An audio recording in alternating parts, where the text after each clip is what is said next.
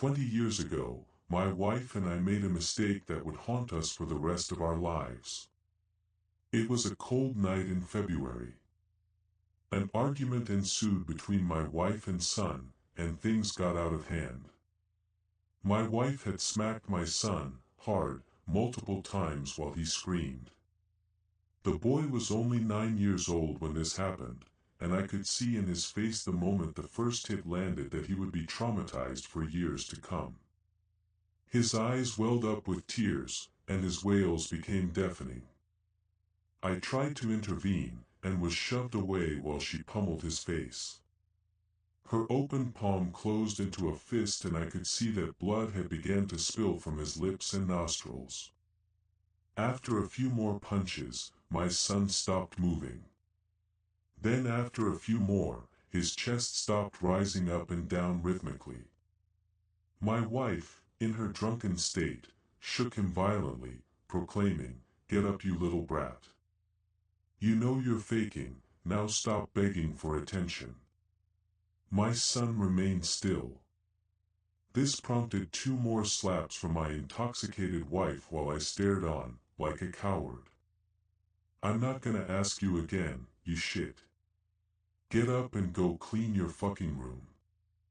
As the last word escaped her lips, I finally found the power to speak, though timidly. "Honey, I don't think he's getting up this time." "Bullshit, he's done this before, you've seen it," she interrupted. Just before she could take one last swipe at our son, she shot up straight, hiccuped, and announced, "Have to pee," before stumbling towards our bathroom. I stayed there, staring at my son's lifeless body that was now surrounded by blood on our living room floor. I wept silently, my mind racing 1,000,000 miles a minute, circling the same, "How are we going to get out of this?" thought. As I knelt over my son, letting my tears fall to his chest as I begged for his forgiveness, I could hear my wife, snoring, in our bedroom. This broke something within me. I stopped crying. I stopped feeling.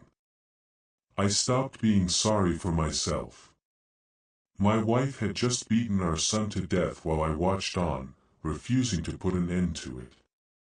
I was an accomplice. I was going to jail no matter what. But justice would not be even in this case. My actions compared to my wife's were absolutely minimal. But I guess that's where the problem arises. I felt a moral decay come over me as I inched closer and closer to our bedroom. I found my wife in a pool of her own urine, blackout drunk on the bed that I paid for.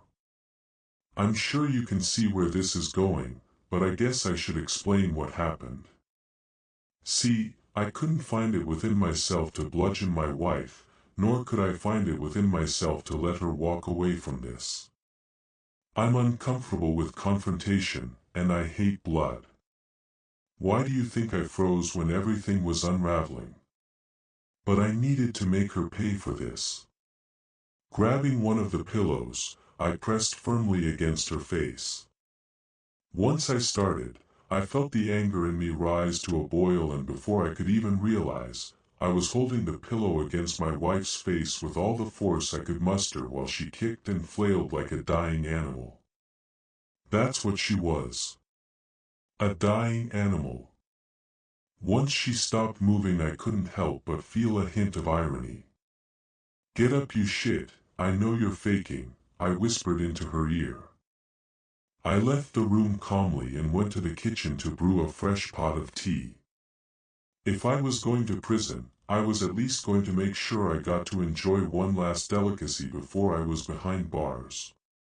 As I sat on the couch in front of my son, I dialed up 911 and I told them plainly, "My name is Donovan Meeks. My wife murdered my son, and I've just murdered my wife," before providing them with an address. I sat and waited for what felt like mere moments before the sounds of police sirens came echoing from down the street and my living room became illuminated with flashing red and blue lights. When the knocking started, I answered the door as calmly as could be and surrendered without a fight. 2 police officers went inside the house to investigate and returned a few moments later with grim looks on their faces. One of them asked me what happened, and I explained it to them verbatim. The coroners arrived, and just as I was being taken away in a police car, I heard a paramedic scream from my front porch. "The boy's still alive, we need to get him to the ambulance, now." I couldn't believe what I heard, and the sheer shock of the news snapped me out of my psychosis as I began to sob once again. I was sentenced to 20 years.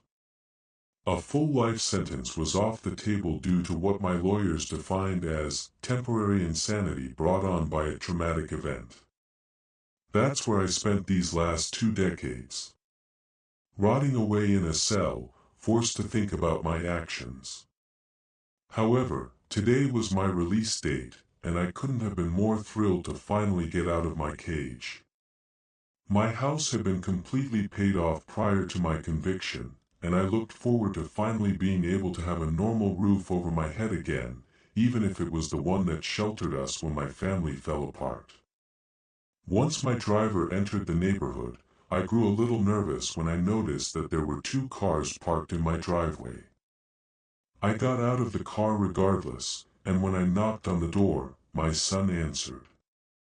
The same son who refused to visit me. The son who acted like I didn't even exist.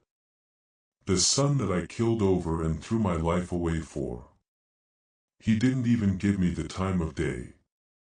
He opened the door just enough to peek at me through a crack before slamming it shut and screaming for me to go away. I could hear what sounded to be a crying toddler from beyond the door, as well as hushed whispers between my son and his wife, I assume. I felt that feeling come over me again. That boiling rage that took over when I killed my wife. I tried to stifle it, but I couldn't. I'd been through too much to be shut out by some little brat and his family. I began kicking the door as hard as I could until I could feel the hinges breaking with each blow.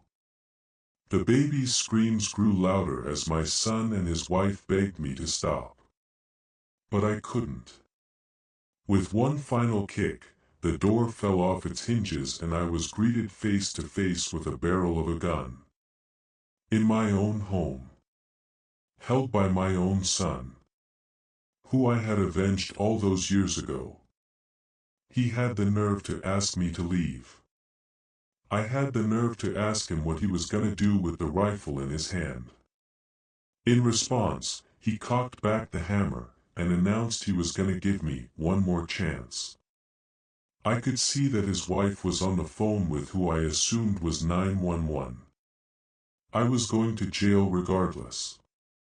I won't tell you what ensued, but I will tell you that my son's wife has an impeccable taste for tea, and enjoying it while I wait is absolutely remarkable. Especially without the cries of that damned baby.